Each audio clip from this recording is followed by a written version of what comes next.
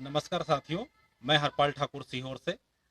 साथियों, आप सब देख रहे हैं जैसा कि भारत के प्रधानमंत्री नरेंद्र मोदी जी आजकल लगातार झूठ पे झूठ, झूठ पे झूठ बोले जा रहे हैं। ये क्यों बोलना पड़ रहा है? कि जैसे चीन और भारत का विवाद चल रहा है, तो उनने कभी भी इस बात को स्वीकार नहीं किया कि चीन की सेना ने हमारे यहाँ हस्तक्षेप किया। भारत का रक्षा मंत्रालय स्वीकार करता है, विदेश मंत्रालय स्वीकार करता है, और हमारे 20-20 जवान शहीद हो जाते हैं। इसके बाद भी भारत के प्रधानमंत्री नरेंद्र मोदी जी पता नहीं क्यों चीन की भाषा बोल रहे हैं कि ना हमारे जमीन में कोई घुसा है, ना हमारी किसी पोस्ट पे कब्जा किया है। फिर अचानक से न्यूज आती है कि अजीत डोभाल के हस्तक्षेप के बाद चीनी सेना वापस जाने लगी। अब 2 दिन पहले रक्षा मंत्रालय ने अपनी साइट के ऊपर चीनी सेना की घुसपैठ की बात को कबूल की, और जैसे ही वो मीडिया में आई और कांग्रेस के नेता राहुल गांधी जी ने पूछा कि मोदी जी झूठ मत बोलिए, अब तो सच्चाई सामने आ गई, देश को सच्चाई बताइए। थोड़ी देर बाद वो रक्षा मंत्रालय की साइट से वो डॉक्यूमेंट्स डिलीट करा दिए जाते हैं। साथियों, जिस देश का प्रधानमंत्री झूठ बोलता हो, जिस देश का प्रधानमंत्री शत्रु देश की भाषा बोलता हो, समझ लीजिए उस देश के ऊपर कितना बड़ा संकट है। तो हम आज के दिन नरेंद्र मोदी जी से कहना चाहेंगे कि मोदी जी, भारत के पास सक्षम सेना है, और उससे भी ज्यादा भारत के पास भारत की मातृभूमि से प्रेम करने वाले 135 करोड़ भारतीय नागरिक है। आप डरिए मत, आप साहस के साथ कबूल कीजिए कि चीन हमारे यहाँ घुसपैठ कर रहा है, और हम उसको मुंह तोड़ जवाब देंगे। आप सिर्फ टीवी न्यूज बनाने में विश्वास मत करिए। जैसे 2,500 से ज्यादा विमान हमारे यहाँ है, राफेल खरीद के आया, आपने उसको मोमेंटो बना दिया, चीन डर गया, चीन भाग गया, चीन ये हो गया। अरे भैया, विमान से युद्ध नहीं जीते जाते, युद्ध हौसलों से जीते जाते, रणनीति से जीते जाते, कूटनीति से जीते जाते। और आपको कूटनीति के तहत 56 इंच का सीना दिखाना पड़ेगा, और देश की जनता से झूठ नहीं बोलना पड़ेगा।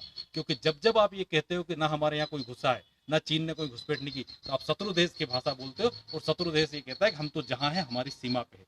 आपके ही सांसद तापिर गाँव अरुणाचल प्रदेश के ने बोला है कि भाई अगर आज संसद में ये नहीं बोलूंगा तो देश के साथ अन्याय होगा, और चीन सीमा पे घुस रहा, लद्दाख पे पहले ही चीन कब्जा कर चुका है। तो आप इन सब बातों से निकलिए, आप देश के साथ सच्चाई की बात कीजिए। और एक बात, हम मानते हैं कि राहुल गांधी जी आपके राजनीतिक रूप से विरोधी है, पर वो जो बात कह रहे हैं सच हो रही है। जैसे कोरोना के मामले पे आपने सीरियस नहीं लिया, उनने बार बार आपको चेताया, फिर सीरियस नहीं लिया। उनने अभी 10 दिन पहले कहा कि 20 अगस्त तक 20 लाख से ज्यादा हो जाएंगे, वो हो गए। अब आप कोरोना महामारी और देश की जनता को नगद पैसा देने और अन्य मामलों पे आप अपने आप के ज्ञान को थोड़ा सीमित करिए। आप मान लीजिए कि आपकी घंटी बजाने से, थाली बजाने से और आपके झूठ बोलने से देश की सीमाएं और रोजगार ठीक ठाक नहीं चल रहा।